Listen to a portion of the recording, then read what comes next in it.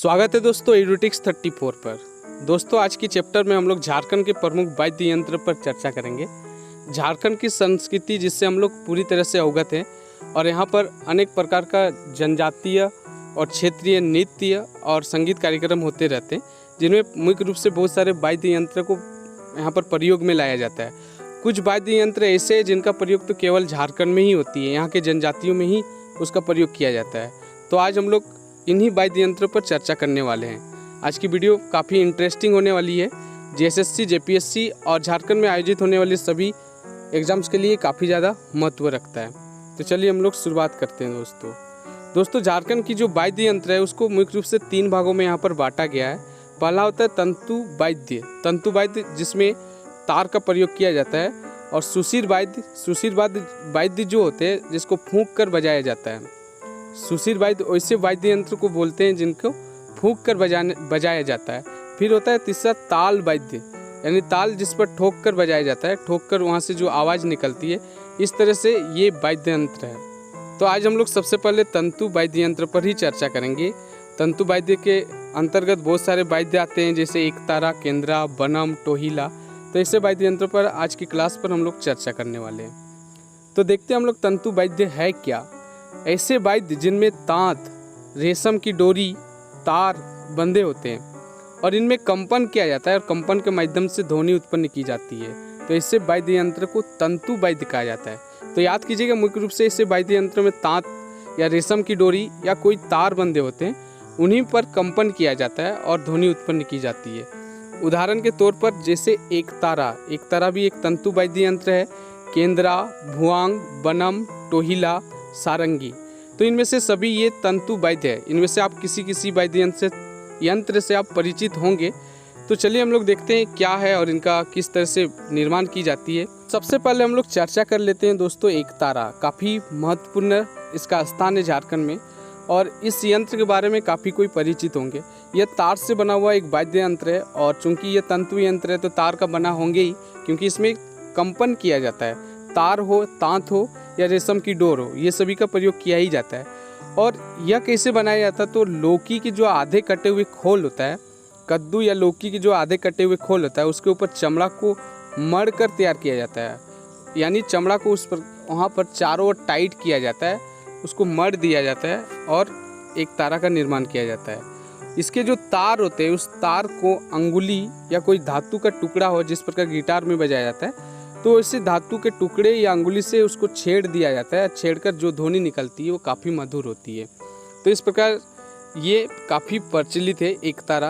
और सामान्यतः इसका प्रयोग जो है वो भक्ति संगीत के रूप में किया जाता है। भक्ति संगीत जहाँ पर आयोजित होते हैं उसमें उस संगीत में इसका प्रयोग किया जाता है। साधु संत तो इसका उपयोग करते ही हैं।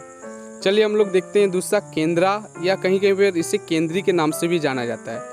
तो इसका निर्माण किससे होता है, तो इसका निर्माण होता है खोखले बांस की एक छड़ी रहता है, उसके वो जो छड़ी होता है उस पर सूखे हुए लौकी का खोल उसको बांध दिया जाता है। जो लौकी होता है, लौकी का खोल को एक खोखले बांस की छड़ी पर बांध दिया जाता है। वो लौकी सूखा होना चाहिए, और उसका निचला हिस्सा जो होता है, उस निचले हिस्से पर कछुए की खाल या नारियल का खोल को लपेट दिया जाता है वहाँ पर, और इस तरह से बना दिया जाता है।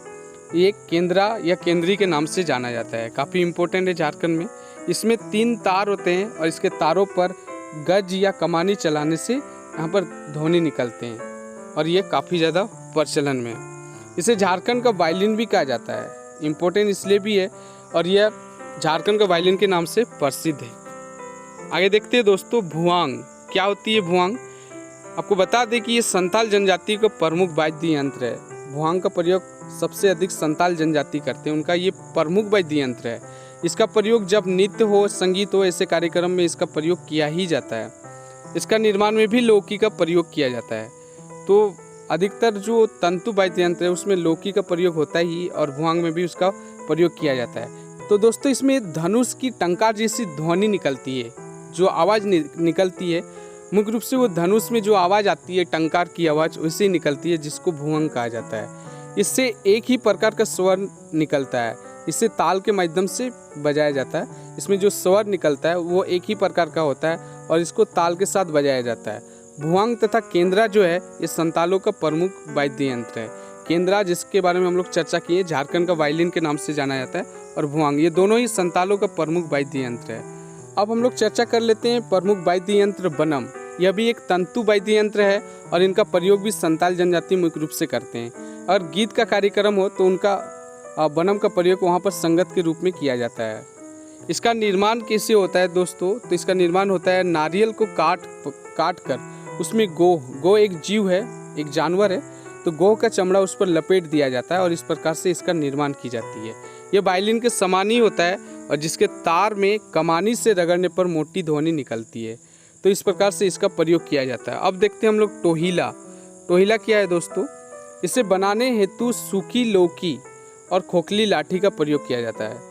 आमतौर पर सभी वाद्य यंत्र झारखंड के जो तंतु वाद्य यंत्र है वो एक समान लगेंगे, लेकिन काफ़ी अंतर है। इसमें भी लौकी का प्रयोग होता है और खोखली लाठी का प्रयोग किया जाता है। इससे अत्यंत कोमल ध्वनि निकलती है, जिसके कारण इसे गीत के साथ संगत के रूप में बजाया जाता है। इसका प्रयोग भी काफ़ी ज़्यादा होता है झारखंड में। इसका वादन अत्यंत कठिन होने के कारण धीरे धीरे इसका प्रयोग अब कम होते जा रहा है। इसको बजाना काफ़ी कठिन महसूस होता है, तो लोग इस पर ज़्यादा इंटरेस्ट नहीं ले रहे हैं और धीरे धीरे इस वाद्य यंत्र का प्रयोग बहुत कम हो रहा है। और हो सके ये लुप्त हो, लेकिन हमें लुप्त करना नहीं है, इसे सबके पास इसकी जानकारी पहुंचाना है और इस संस्कृति को बचाना है। दोस्तों आज की वीडियो कैसी लगी आप मुझे कमेंट बॉक्स पर ज़रूर कमेंट्स कीजिए। और आज के लिए बस इतना ही, तब तक के लिए धन्यवाद। जोहार झारखंड।